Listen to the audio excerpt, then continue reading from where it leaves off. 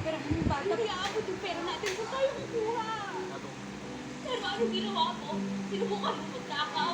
Tapos ano? Wala akong kasalanan. Pwede ba maniwala ka sa akin? May mga taong dumadaan lang sa buhay mo. Wala akong kasalanan. Mayroon ding dumarating na hindi ka iiwan. Ako na ang tatay yung ama, pero Baka naman kasi pwede hindi na kayo umalis. Dito lang tayo mag-celebrate. Ito yung birthday wish ni Robin. Salamat ha, pinagbigyan mo ako. Si Robin ang pinagbigyan ko.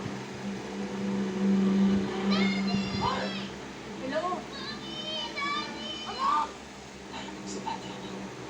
Sa gitna ng krisis, Kasalanan ko na naman pala. Hindi mo nga ba talaga kami pinabayaan? mas nakikilala mo kung sino ang mahalaga sa iyo. Babalik ko sa iyo ng anak natin. Nananawagan po ako. Dahil nawawala po ang anak ko. Kahit bayaran ko ng mga pinag. Wala akong pakialam kahit kung dati gusto nila. Nangako kay Edna, hindi masasaktan yung pamilya niya. Responsibilidad mo na ibalik sa'yo ang anak mo. Kung ano ang mas importante. Ito yung pinabungapit ng tiwala ni Simon sa gusto niya. Kaya alis ka, babalik ka kaya man? Ha? Ha? Lalagpa ka para sa akin. Pwede ba kitang makausap?